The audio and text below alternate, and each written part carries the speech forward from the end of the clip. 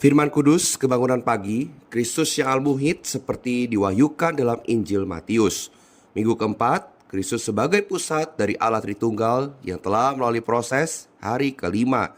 Dasar Alkitab diambil dari kitab Wahyu pasal 21 ayat 10, Matius pasal 16 ayat 18, dan Efesus pasal 3 ayat 17.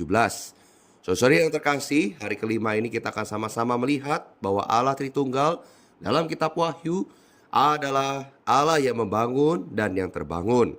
Wahyu pasal 21 ayat 18 sampai 19a, tembok itu terbuat dari permata yaspis dan kota itu sendiri dari emas tulen bagaikan kaca murni. Dan dasar-dasar tembok kota itu dihiasi dengan segala jenis permata. Yerusalem baru adalah kota yang berdasar. Dasar ini adalah ke-12 rasul anak domba yang masing-masing dilambangkan dengan satu batu permata. Petrus, rasul pertama dari ke-12 rasul itu, semula bernama Simon. Ketika Simon dibawa kepada Tuhan, Tuhan mengubah namanya menjadi Petrus yang berarti batu. Kemudian Tuhan menyebutnya dengan nama itu.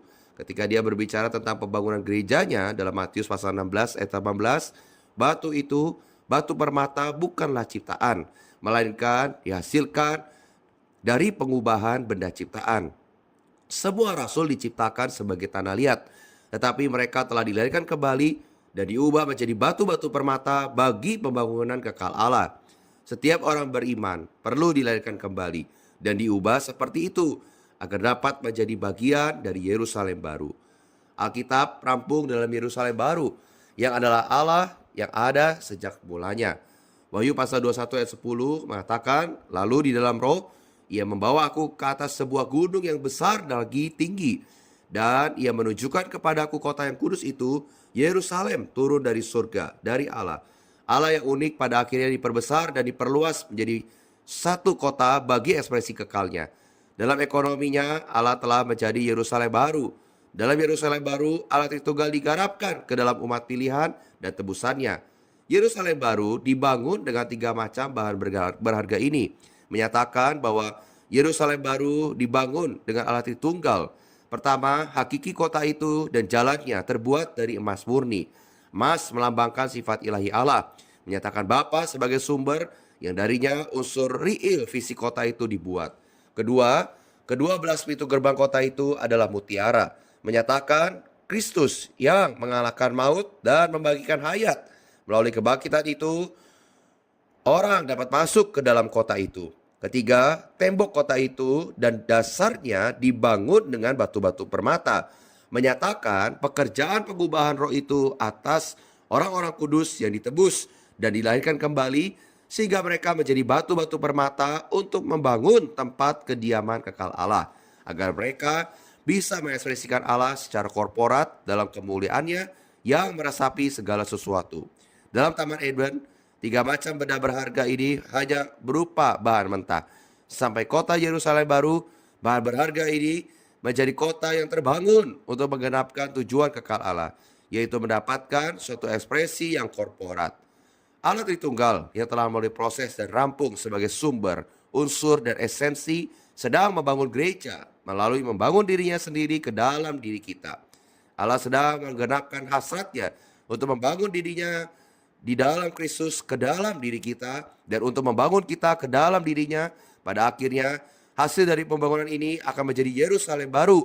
Matius pasal 16 ayat 18 mengatakan, dan aku pun berkata kepadamu, engkau adalah Petrus, dan di atas batu karang ini aku akan mendirikan jemaatku, dan alam maut tidak akan menguasainya.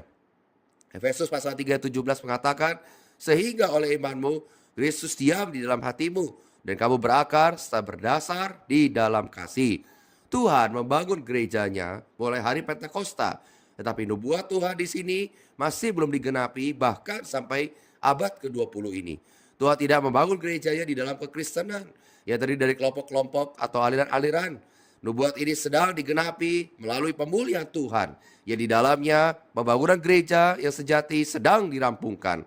Hati kita terdiri atas semua bagian jiwa kita, pikiran, emosi, dan tekad, plus hati nurani kita, bagian utama dari roh kita. Bagian-bagian ini merupakan bagian dalam diri kita. Melalui kelahiran kembali, Kristus masuk ke dalam roh kita, Setelah ini kita harus mempersilahkan dia menyebar ke dalam setiap bagian hati kita. Karena hati kita adalah totalitas seluruh bagian dalam kita dan pusat diri kita yang di dalam. Ketika Kristus membuat rumahnya di dalam hati kita, dia mengendalikan seantero batin kita, menyuplai dan menguatkan setiap bagian kita dalam kita dan dengan dirinya sendiri. Kita adalah ladang garapan Allah dan bangunan Allah. Iman memungkinkan kita memahaminya dan kasih memungkinkan kita menikmatinya. Baik iman maupun kasih bukanlah milik kita. Iman dan kasih adalah miliknya, milik Tuhan. Imannya menjadi iman kita. Dengan iman ini kita percaya ke dalamnya dan kasihnya menjadi kasih kita. Dengan kasih ini kita mengasihinya. Ketika kita berakar dan berasal dalam kasih, kita bertumbuh dan dibangun dalam hayatnya. Dalam penerapannya, saudara-saudari, hari ini kita menjadi orang Kristen yang sudah diselamatkan. Tidak cukup kita hanya datang, bersidang, berhimpun bersama saudara-saudari lainnya. Kita perlu menjadi orang yang terbuka pada pembangunan Allah di dalam diri kita. Hari ini terjadi atau tidaknya pembangunan Allah di dalam diri kita, itu semua tergantung pada kita. Apa kita mau dibangun olehnya atau kita mau menutup diri kita? Saudara, kalau kita mau terbuka pada Tuhan, melalui rohnya membangun diri kita, maka kita juga dapat terbangun bersama saudara-saudari lainnya.